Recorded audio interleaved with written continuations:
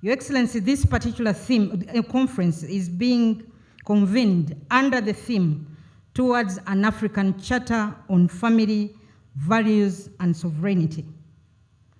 We have had previous conferences here. The very first one, the theme was protecting the African and family values.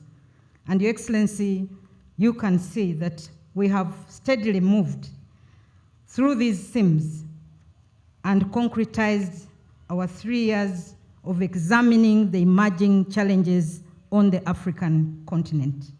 This is a testimony of the unwavering commitment of the first family in Uganda in preservation of family values as a foundation of a viable and productive society. Additionally, I want to commend the Conference Organizing Committee for their relentless effort and devotion in ensuring the success of this conference. I want to thank you so much for acting on behalf of Parliament of Uganda. The theme this year of this conference is towards an African Charter on Family, Sovereignty and Values. And indeed, it's a befitting theme.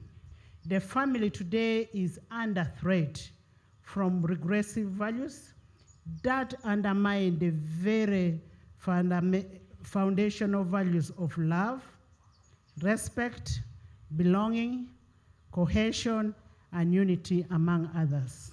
It is an honor to join committed leaders from across our continent to reflect on one of the most urgent calls of our time: the preservation of our sovereignty, our values, and our families. I thank the Parliament of Uganda for hosting this event in partnership with the Inter-parliamentary Network on Family, the Family Watch Africa, the African Bar Association, and the Foundation for African Heritage.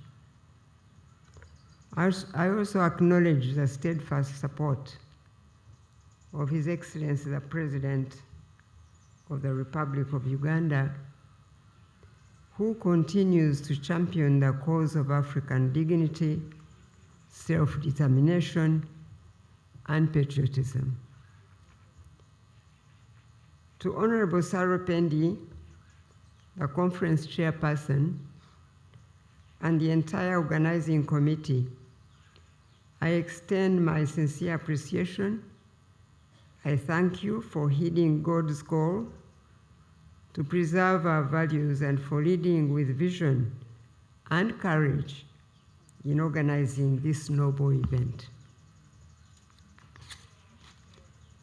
This third African Regional Inter-parliamentary Conference, convened under the theme towards an African Charter of Values and Sovereignty.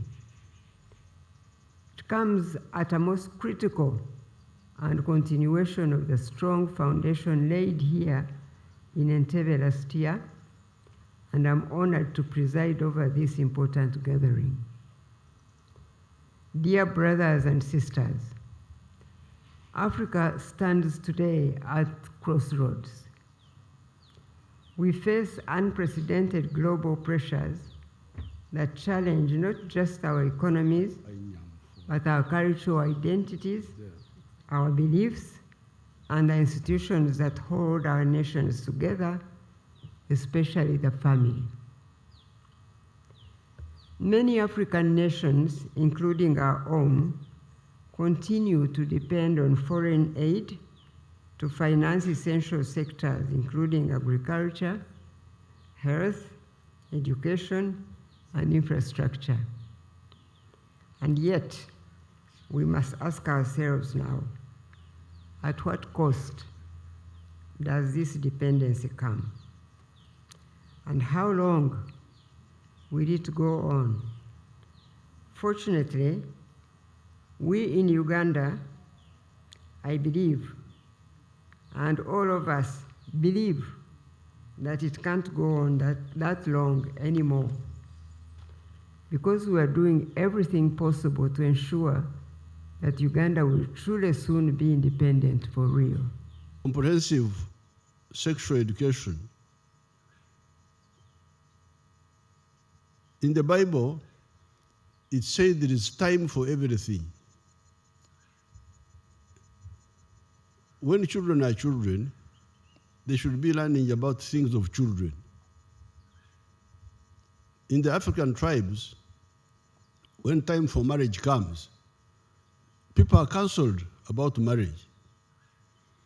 But to get a child and you start teaching her to be a woman or a man is really madness, because it is enough concentration to be a successful child. Then you become a successful teenager. Then you become an adult. All that takes a lot of time, a lot of effort. Now to catapult a child into womanhood when she's still a child, what are you looking for? The child psychologists can tell us what are these people looking for. It's madness. Therefore, I'm very happy that you are standing up, all of you.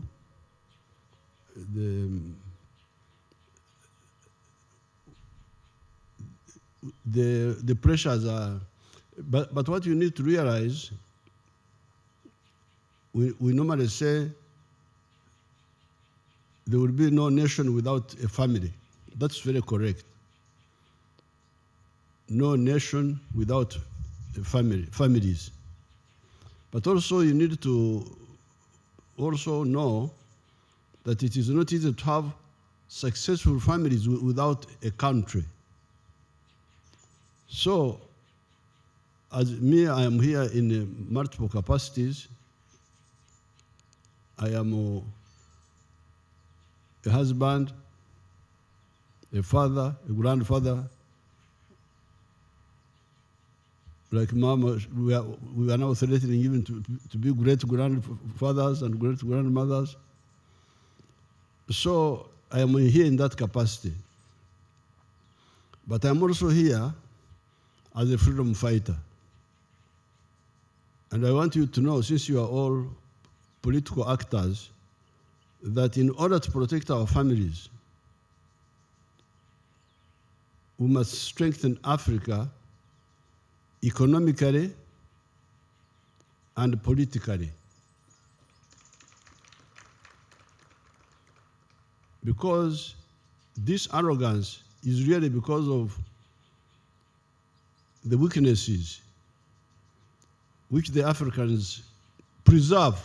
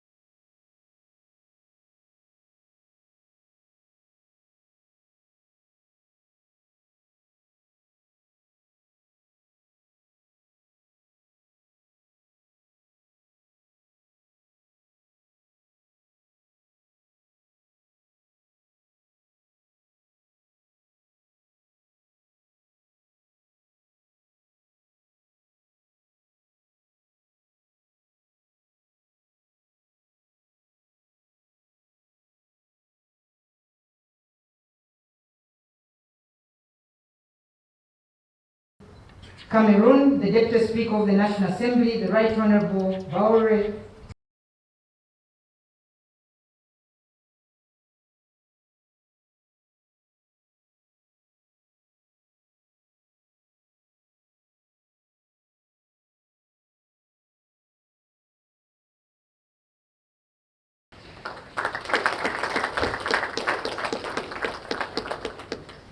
We have the delegation from Burundi. I've just been informed they are delayed, but they will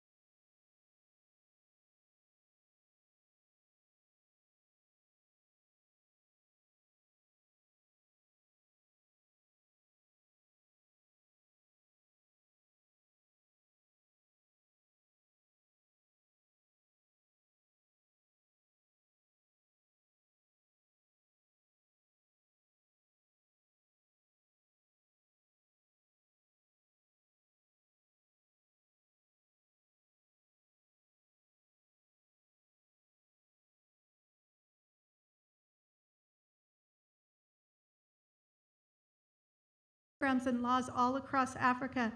And those triple toxic contents include sexual orientations and gender identities enshrined in laws and programs, comprehensive sexuality education, and abortion, an unfettered right to abortion. These are on the assault on the African family. Now at Family Watch, we have a theme song called Save the Family. And it goes like this: the family is the beating heart.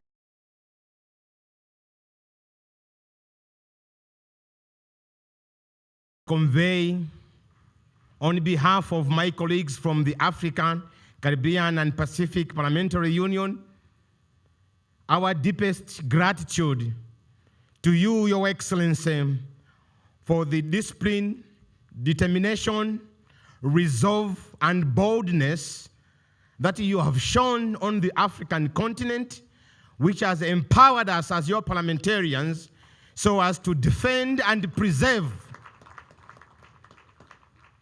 the culture, the family, the values in the African context.